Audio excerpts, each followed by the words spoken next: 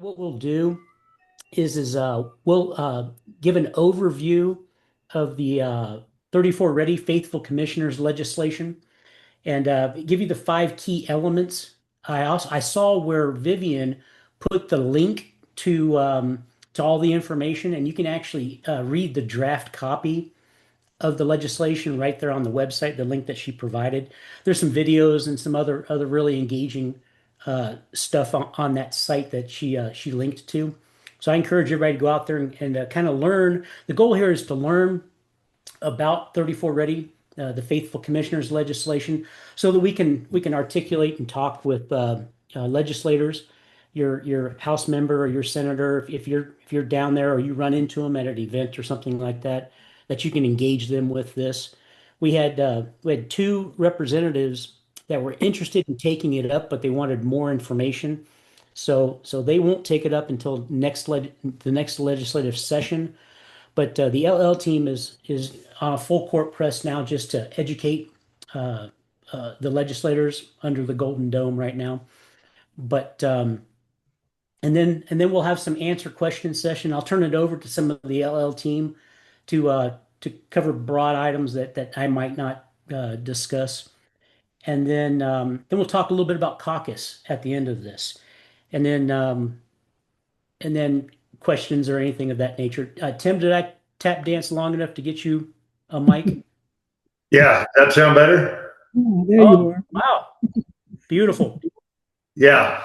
Yeah, this nice expensive mic I have wasn't hooked up to it. I was trying to go through my little computer and that didn't work too well. So I apologize.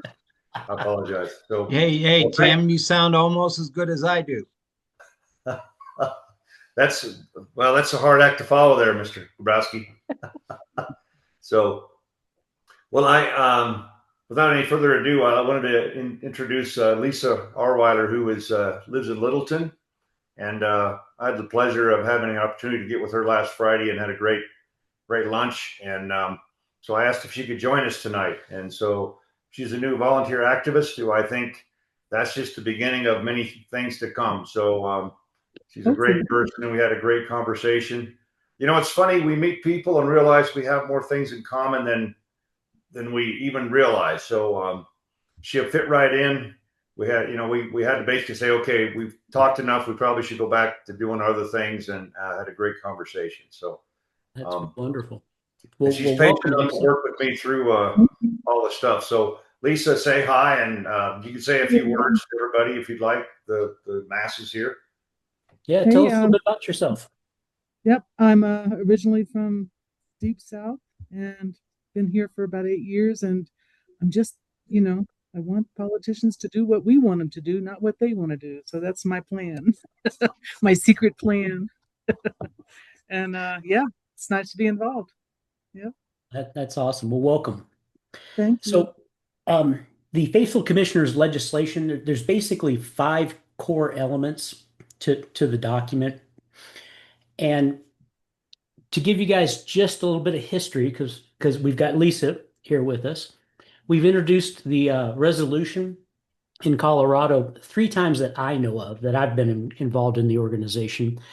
And every time it's gone down on party lines in committee. And of course, it's all the normal bumper sticker type reasons. It's a Republican issue, a runaway convention, some of those types of things. So what we're wanting to do, the goal in pushing the legislation, first, most states, they pass the resolution, then they go in and pass 34 Ready. But here in Colorado, the goal is to take those excuses away from the legislators and actually codify it in a bill. So, like I said, 5 key provisions. The first one is a commissioner's selection and qualification. So the legislature is going to select these people that they send to represent the state of Colorado. And they'll be able in this bill to provide the process in which to do that, and what eligibility criteria the individuals might need to have, and then the second thing is going to be scope and authority of the commissioners, right? they'll be bound by this bill through agency law, right? So um, the commissioners are going to be the agents of the principal, which is the legislators. Okay, so the legislators have full authority to recall at any time that they feel necessary for any reason that they feel necessary. So the legislature is in complete control of the delegates or the commissioners that go, and and it'll also have in there what they're prohibited to discuss, right? So that scope and authority section is pretty comprehensive. And then, of course, there'll be a third section, which is an oath and accountability area, right? Which will bound them to their oath of being a commissioner. And then there needs to be a fourth element is be some type of an oversight mechanism, right? Um, if we go into convention and the legislators aren't in session, what body is going to oversee the commissioners, right? So we'll need some type of an advisory committee that will monitor their activities while they're in session and actually be able to report back to the greater body. So that will be in this bill as well.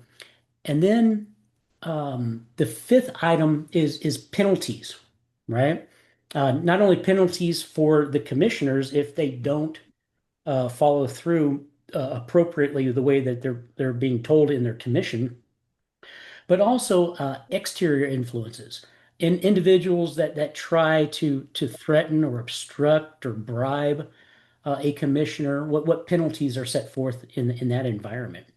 So what the team did was we went and looked at, I think it was like five other states that already had faithful commissioner bills that had passed, and we took the goodness out of each one of them.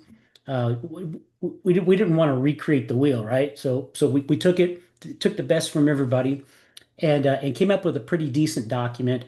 And we sent that to national to the legal team, to Rita Peters and the team, and they helped us tweak some stuff a little bit. And so we have a draft document. And the reason for that is make it easy for the legislator to get started with a bill, right? If they have to create the thing, they're not going to do that, right? So we're trying to help them out a little bit with this document. And of course, it's a draft document. They're going to be able to change it, tweak it to whatever they see fit. But the goal now is to educate legislators, educate our grassroots volunteers, so that we can all talk intelligently about the bill itself. But I tell you what I'll do. Let me open it up to the LL team and see if they can opine on anything or some strategy or anything that I might have missed. Michael, you want to start, bud? Yeah, sure. So, going over those five areas that you talked about, we modeled those after North Carolina, South Carolina, Missouri, and Indiana. Those were the four states that submitted their equivalent to the Faithful Commissioners Act, and we've modeled it after them. Now we've socialized this bill since about June of last year to the governor's office, through multiple legislatures, up to the point where we had a visit in December with the minority lead team in the House under Jarvis Caldwell. And that was around December 5th when we decided to try and engage them to see if we could find a sponsor for this bill. Now, a lot of the legislators had their first three bills that were due on 1 December, and then January 20th was the last date for where the remaining bills were due for like draft versions. And so we've passed that date without a sponsor. But what I have received feedback on from the minority team is that there are two legislators in the House on the Republican team that did voice significant interest in this bill, but I don't have their names yet. So I've been engaging with the minority team to find out who those two legislators are. Next week, there's going to be a few of us who plan to pay a in-person visit to the Capitol to try and see if we can educate those legislators that are interested in it a little bit more, go into it a little bit more in depth. Even though it's not their priority legislation for this session, at least we can plant the seeds for next session, depending on who they are. I'm not sure if they're going to, I mean, everybody's up for reelection this year. All House representatives are. So I don't know if they're in the districts that are saved for reelection or if they're on that verge where they're going to have to work hard on their campaigns. So how much time will they be able to dedicate to this legislation in the off season? Because I think it's an off season where we might have to educate them a little bit more. But I just need to get the names, you know. So yeah, there's interest in it, and I need to find that out hopefully as soon as we can. So there is momentum to a degree to move this forward here in Colorado. I don't want us to lose that momentum. We just need to get the names. Many times it's a fast email, phone calls. I still don't have the names yet, but we will try to find those names out because the more we can educate the legislators on this moving forward, the more support we'll get for it, maybe in 2027. Now, with that being said, we're not going to just stop with the Republican team. We're also engaging with Democrats, primarily what's called the Opportunity Caucus. The Opportunity Caucus is a team of Senate Democrats and House Democrats that come together for common issues. And I would say they're more along the lines of moderate Democrats. There's a total of about 15 of them from both chambers.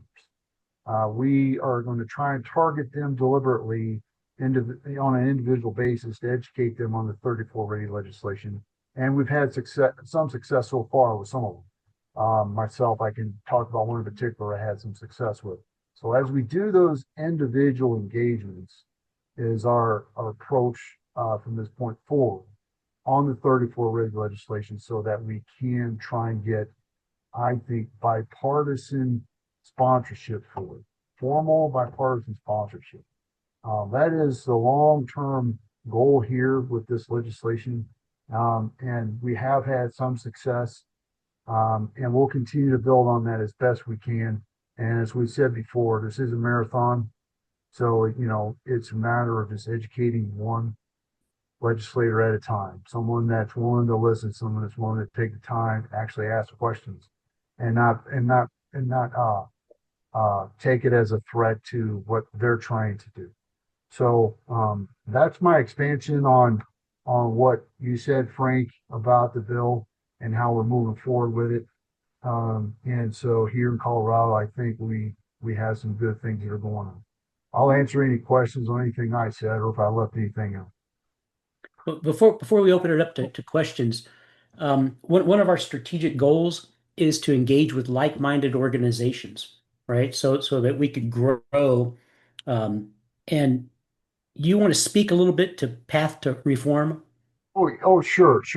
Yeah. Yeah. Okay. I mean, well, we've got multiple organizations that have had an interest in this. So last month I was pretty busy. I had two presentations that I gave for an Article 5 overview. One was to AMAC, and then 2 days later, I gave one to the El Paso County GOP. AMAC has voiced an interest in following up with me, so we'll do that. But at the El Paso GOP, I also met the president of Path to Reform, and his name is Neil Schur. He's a former Iowa State Senator, 2 terms in the Iowa State Senate. He's been a part of Article 5 convention overviews before, like in 2017, he attended the Arizona Planning Conference for a Balanced Budget, specifically an Article 5 convention for just a balanced budget amendment. So he's well familiar with the Article 5 convention process for single amendments or multi-platform amendments. He wanted to talk with me afterwards related to the Article 5 convention and specifically the legislation that we're pushing forward in the Faithful Commissioners Act. Since then, he and I have conversed on email a couple of times, and he wants to help us craft what language could go into this bill. He sent me a couple of examples, and I've read through those. Some of them are pretty good. It probably has some additions that we could probably put into our model legislation. And so he's here in the Colorado Springs area, and I think or the last correspondence I had with him around March 10th, he wanted to try and speak with me, with um, his director of education, and with Frank on what we could do to help improve this model legislation. He has a copy of what we've crafted up. And so I think we can take him on that opportunity to see how we can advance that. But if anything, Path to Reform is a big supporter of what we're trying to do here. So that's the good news piece. And so that informal partnership that we can have with Neil and his team might be worth pursuing a little further. So he said March 10th was maybe a meeting date. Frank, if you want, he was saying do it here in the local area. It's not far for me to drive, but for you, I don't know what your schedule's like, so we can talk about that offline if you want. But that's an example of a partnership. Another possibility is maybe another follow-up with AMAC. I mean, their reported version of the actual Article 5 overview has been sent out to over 200 people that have registered for that event on January 20th. So that reporting's been socialized. I know, Bill, you sent it out, I think, to some of your media points of contact. So, there's another opportunity there as well. The Patriot Academy here in Colorado Springs is led by Ken Davis, and he is the president of the local El Paso County GOP chapter. 555 overview at the Patriot Academy forum that he has in Colorado Springs every year. That might be another engagement as well. So those are just some other things that come to my mind as a result of some things that happened last month. We'll see what we're able to get done next week with a trip to the Capitol. I think those are some of the other highlights. Anything else, maybe, Frank, I might have missed, or something else? Let's see if Dr. Oates can opine a little bit here, if he's got anything to add to it, and then we'll go to John, because we know John's got always something to talk about. Well, I went up to the Capitol with John, and he was busy with the election integrity stuff, and I appreciate meeting his contact, but I wandered around the halls, and literally I learned how the Capitol is structured, and hopefully, I can be getting to the places that we need to go to, because it's a little bit of a confusing Capitol.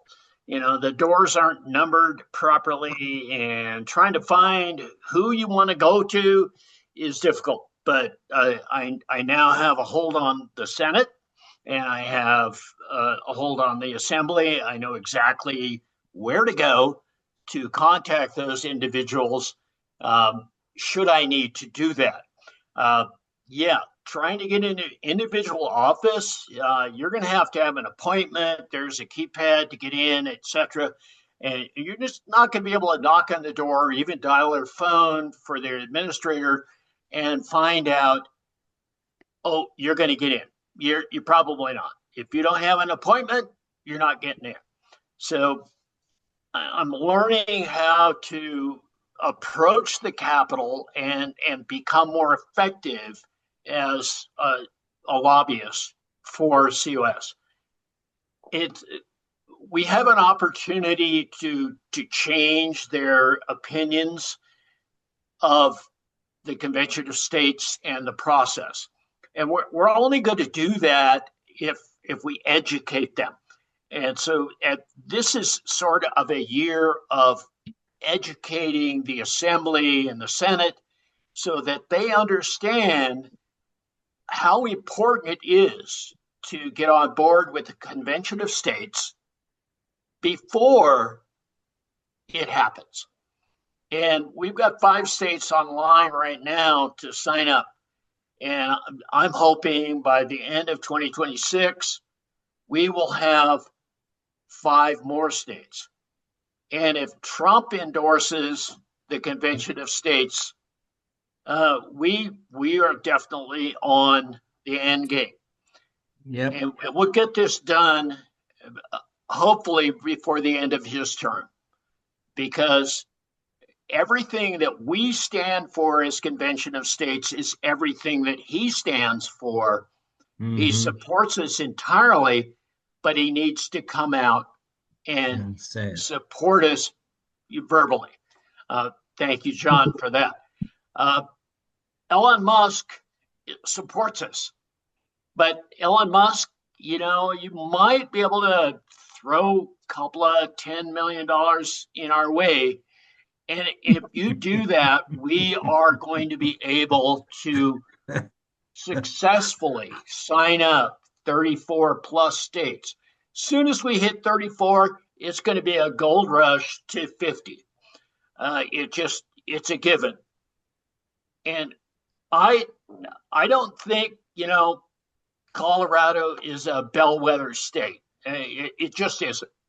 We have other states like Wyoming, Montana, Idaho, Ohio, that need to jump on board and get this thing done. We're going up to the Capitol on the 25th, and we'd love everybody to join us, and Michael and I.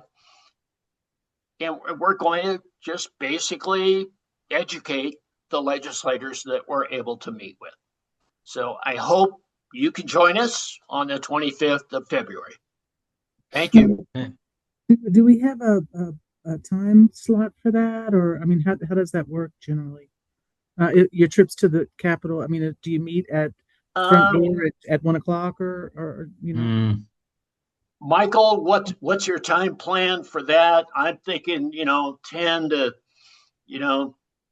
2 or 3, something in that neighborhood. Michael, what do you say? Well, first of all, I'm not sure this is intended to be a full group activity. Not like a surge day, so let's not confuse it for that.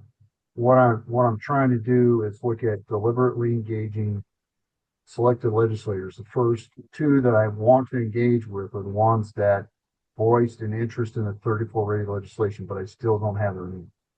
It may come down to me walking into the front office of the minority team and just asking Carson Capps or Lindsay Hansen or Kimberly Hansen and just say, do you know who they are? I mean, I have politely asked you on email multiple times and I've gotten no response.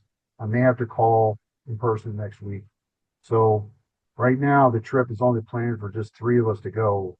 I don't think it's a group effort right now. I would not go down that road because we're trying to do individual engagements. If we want to have a large group show at the Capitol, it'd probably be close to a surge day like event where we would have more assignments by personnel to visit a specific legislator with a handout or something. But we haven't done that kind of deliberate planning. And Frank and I think we've talked about maybe we could do that later in April. Maybe that would be the right to it. I don't think that what we're doing next week is not that. It's not. Okay. But I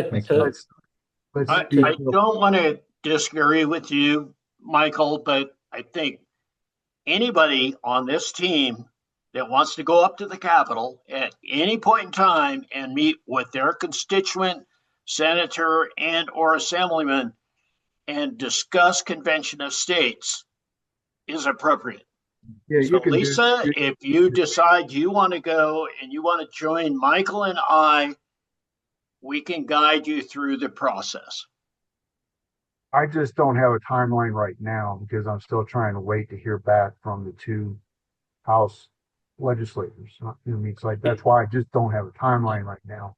But Jim's absolutely right. Anybody online here, if you guys want to go down and visit with your legislator, just get with one of the LL team and we'll work on a time. I'm pretty flexible where I can meet just about any time down at the Capitol and walk you through the process because it's not intimidating once you understand it, but until you understand it, you scratch your head. Okay. Even the numbers on the doors don't make sense. All right. Exactly. And I think they do that intentionally. Exactly. Yeah. Okay. So I tell you what, John, you got anything to add to that? Yeah. specifically for Lisa, you're up in Littleton, I'm down in Larkspur. I am more than happy because I've been doing this for 5 years now, Mhm. and I have escorted literally 300 or 400 people over that time to the Capitol, and to give them my tour of it as opposed to the official tour. And Mhm. if you were interested in making a field trip, it would be probably an 8:30 to roughly 1:30 commitment. Okay. And, if you decide to do it, I'd get on the phone with you and tell you why that time frame makes sense and what you Okay. could expect. But if the other guys are going to be doing all the hard legwork of meeting with targeted legislators, I could take someone like you and just show you the Capitol, show you the process, all of that kind of stuff.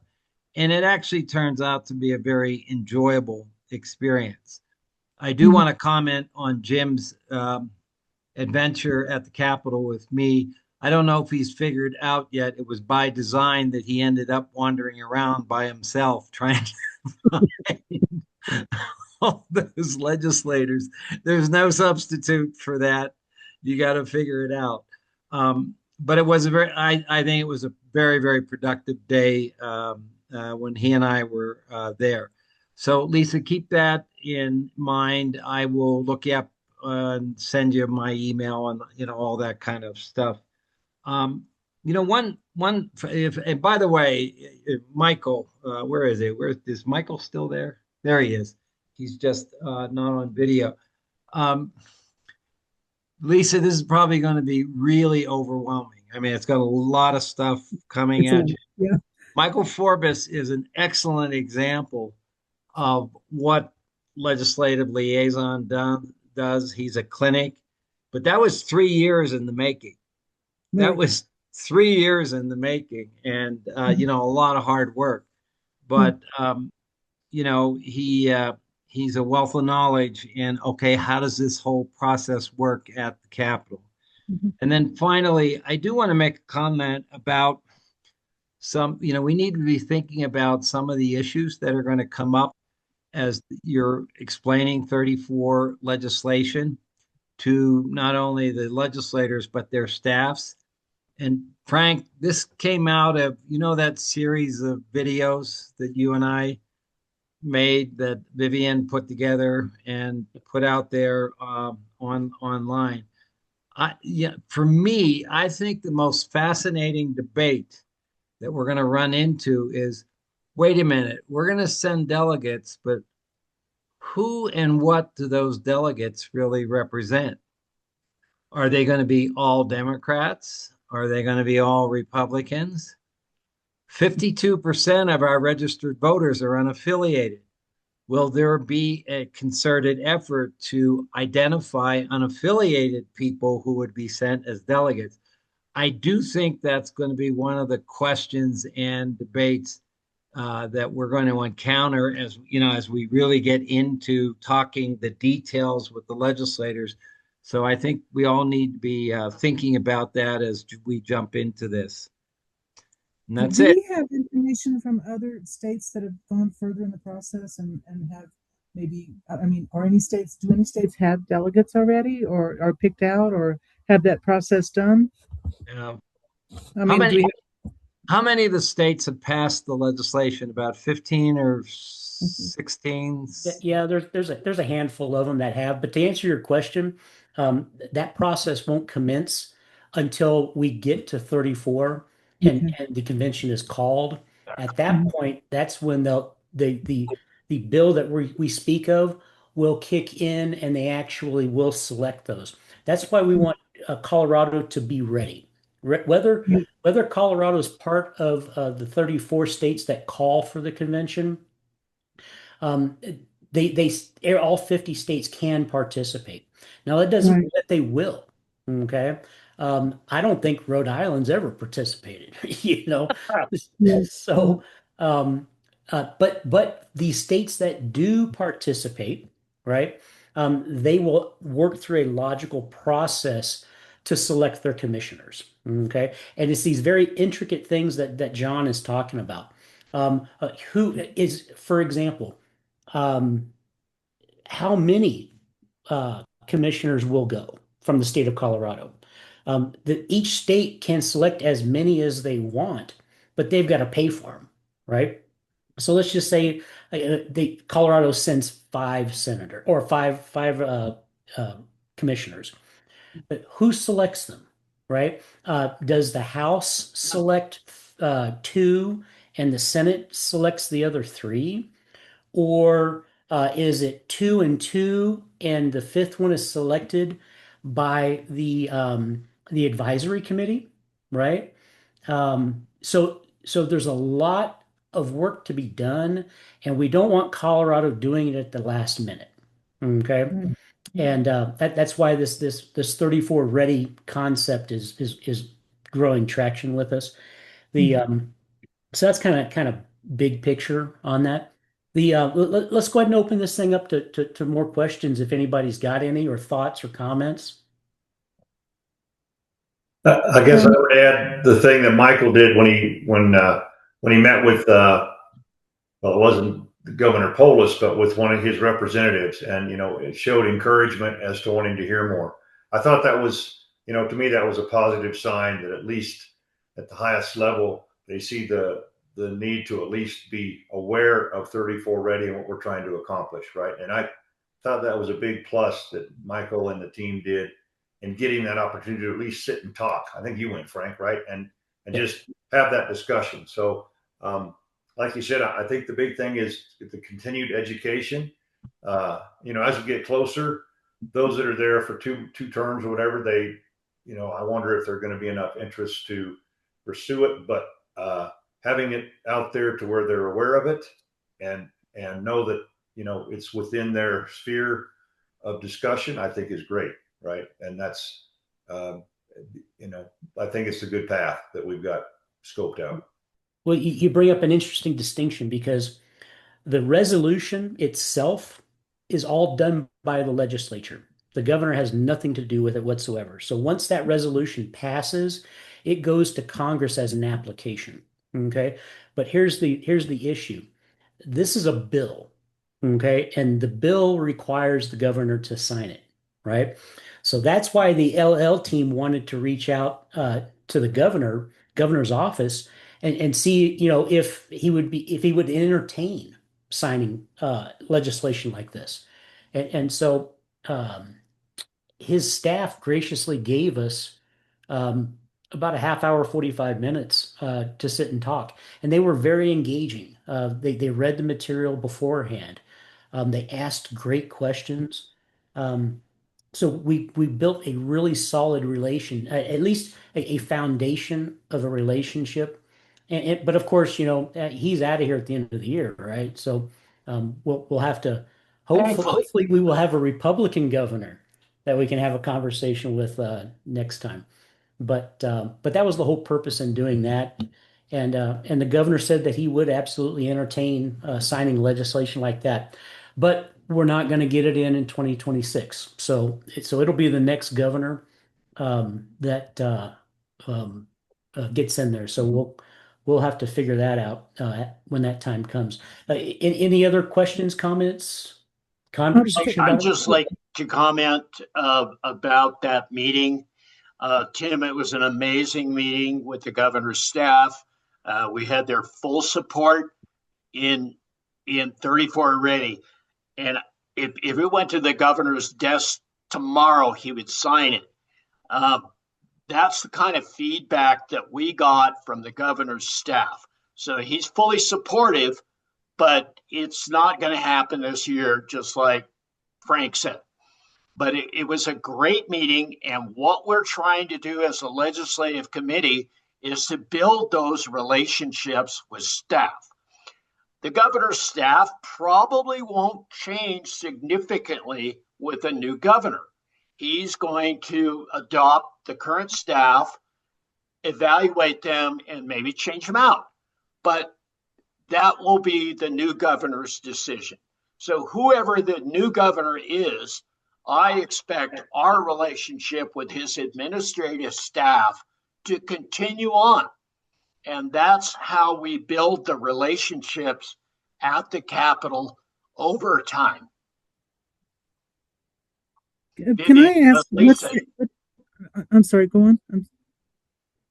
Yeah, go ahead, Lisa, ask your question. I was just, what does LL stand for? In LLC? Sorry, I know it's Legislative liaison. okay. Got it. Okay. And that's I That, appreciate you bringing that up yeah, because that there's a fancy term. Oops. we lost you, John. Oh, there. Oh, yeah, it looks like it's muted. No, I'm Oh, sorry. I was saying, I mean, it truly is a fancy term for lobbyist. I mean, right. legislative liaison has a bit more cachet to it than I'm a You law. could make it a triple L, and then it would be really fancy. Yeah, L cubed. Um, I have another question. Do we? How does one go about making an appointment with their own representative? Is that something that's quite simple, or just I like if I I wanted think to a call frontal assault, okay, just do and it. that's not too far from the truth. Okay, okay, okay.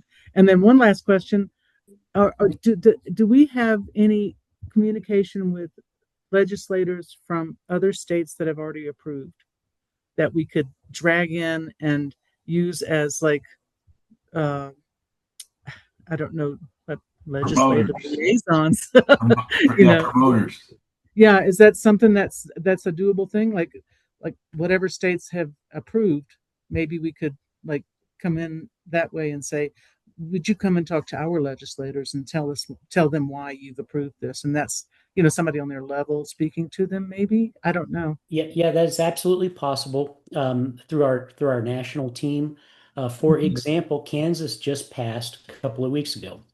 Mhm. And I'll give you guys an update on South Dakota here in a little bit. But that's one of the things that they're doing is the state director in Kansas is working with legislators to have conversations between the legislators of Kansas and legislators of South Dakota. Great, Absolutely. So great. they do that a lot, actually. Yeah, yeah. I mean, it just might be, it might cut through the grease to get to the heart of it. Yeah. And Yeah. the question is who would head that up from COS here in Colorado? Would it be you, Frank, or John Grabowski, or Yeah, we would just make a request through national, and we would even go directly to that state director that we thought would be beneficial.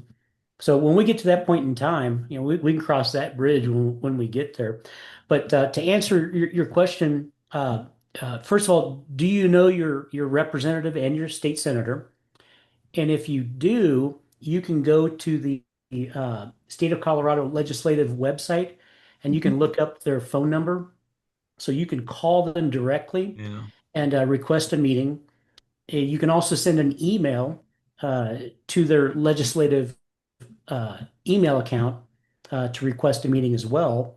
Or you can Mhm. do that frontal assault, like John said, and just go up and knock on the door and go, "Hey, I'm a constituent and I want to talk to the legislator." Okay. Right now, they're extremely busy because they're in session. So it's quite difficult to get a hold of them. You got to be on their schedule, which is really early in the morning and or in the afternoon if they're not in a committee hearing or voting and that type of thing. You would be able to talk to their aides quite a bit. Okay. Um, and the aide is your friend. Okay. They wield more influence on a representative or a senator than one might think. So it's beneficial to get to know that aide, that legislative aide as well. So if you can't talk directly to the actual representative, the next best thing is striking up a relationship with that aide as well. So Okay. what other kind of questions might we have out there? Frank, I got one for you. Yes, sir. And as much as we've talked about this, I mean, we're still pushing for it, but what mechanism do we have if in fact um I have no trust for Democrats in this state. I just have none. We talk about packing the court and we talk about this. Well, if they want to run roughshod over this whole process, as hard as we have worked to get it done, is there any mechanism other than talking to your Republican members and having them get in there and get in the fight? Well, it's a function of math, right? Um, right now, the Republicans are the minority. Um, they're not going to carry any weight until they at least match parity with the Democrats. Okay, that's why this election is so important, and I'm sure John can speak to a little bit of this, but 2026 is a very important year for us as an organization. We're our organization, our action, Convention of States action. We can't tell people who to vote for, right? It's against the IRS laws, right? But what we can do is educate. And as constituents, we can show up and we can be very vocal in our opinions, right? To get some more Republicans um, in the legislature. We're going to get a lot of crazy stuff coming out of the legislature, like we are right now. We're not calling it prostitution. I can't remember what John said, the verbal uh, nonsense that they're calling it. But if we had a Republican governor, that individual could veto that legislation, and then we'd have to go back to the legislator to be overturned, right? So that won't happen if we get some more Republicans in the House and the Senate. So it's a delicate balance we've got right now. We're working this angle of, and here's very interesting. Let me just say this too. Um, there is a crack. There's a fissure starting to develop in the Democrats. They were lockstep for forever, right? They've owned the governorship, the state house, and the state senate since 2019, right? So they've been lockstep in their progressive movement, and we no kidding have card-carrying Democratic socialists under the Golden Dome. Mm-hmm. But Yeah. we have found this opportunity caucus, right? And it's 5 senators and 10 House representatives, and we've identified them. We know who they are, and they there was a bill that just got defeated. Okay, and what it was all about was if you own a second home and uh, it's not occupied, Yeah. they wanted to put an additional fee on that home, right? Um, Yes, they did. and it actually got defeated in committee, and 2 or 3 Democrats sided with the Republicans to kill that bill, and so so very interesting, and Daryl as a property owner, I'm sure is very happy that that thing got killed. So so there's a little light, albeit it's a candle light, but there is hope there. So talk to your friends, talk to your family, talk to your neighbors, make sure that they get out there and vote. Okay. Lynn, you got your right hand raised there, bud. Yes, for the last 3.5 years about 3 years that I've been here, I've really focused on, getting petitions signed, and we've done over 4,000 petitions. But it seems like with Julie McCluskey, we go to get a committee, and she assigns a committee that's got 9 Democrats and 3 Republicans, and it's like hitting our head against a cement wall. I'm going down to Pueblo, 3 years in a row, staying for 2 weeks at a time, and what do I get for it? Julie McCluskey.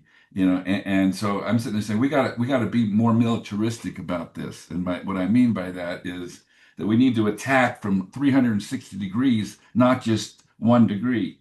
And by that I mean that, just like you said, we can go down to the assembly, and Mr. Oates, Jim Oates, can help us, or John Grabowski can help us learn the system. The other thing is, I'd like to get a copy of that 34 ready so I could be educated enough to where I can go out and talk to people, and Yes, and me too. so anyway, if we could get that also. that we can do other things. One thing that I want to do is learn. I moved to Thornton recently, and I want to go to the city council, and I wanted to get to know all those people, and I want to go ahead and say, here's 34 ready. We need your help, so that we're attacking from different directions. And another one, like somebody mentioned, like-minded organizations, conservative groups, religious groups, AMAC, whatever, Patriot Academy. And then you like the state legislators. I know that we tried the letter thing where we had something like I don't know, 600, 800 letters we sent, and I remember my heart just fell down when I think Frank mentioned, "Hey guys, those people just threw them in the trash can." And I remember when we were passing out those letters, we all split up and we all went to all the different House representatives and senators and said, here's your stack of 20, here's your stack of 30 letters of COS people that are asking you to please support COS. And it was, oh, thank you very much, bye. And as soon as we walked out of the office, they threw it in the trash can. Anyway, I know that 4 years ago, I just found a letter I sent out. It was like a 6-page letter on how elections have been cheated, and that was the first time Trump lost to Biden. And I sent it out to all the Republican senators in the battleground states. And I mean, this thing is amazing. It talks about LBJ. It talks about the cheating and all the experts that promoted it. And it's like a 6-page document that I put together. It took me a week to put it together. And I sent it out December 4th, 2020, which was like a month before J6. And I sent out, over close to 300 letters to all these, Republicans. And I didn't get one response. And so anyway, what I'm saying is my bottom line is that we need to try to figure out different ways to attack this problem so that we can, that we can get more traction. But has everybody got the link if they wanted it? Yes. Yeah. Okay. Thank you, Frank. Yes. Our goal is to try to get petitions signed. So I'm going to have my QR button and and I'm going to have my little dinosaur poster, and I'll be walking through the crowds saying, let's get these dinosaurs out of here, and so it's going to be, like shooting fish in a barrel. Good deal. So he asked the crowd there at Jeffco to raise your hand if you were a Republican, raise your hand if you're a Democrat, raise your hand if you're an independent. And I would venture to say that greater than a third of the folks that were there were independent people. So interesting. But it might be that they're conservative and don't want to register as conservative, or it might be that they're sick of both of them and don't want to play the game. Yep. Who knows? Exactly.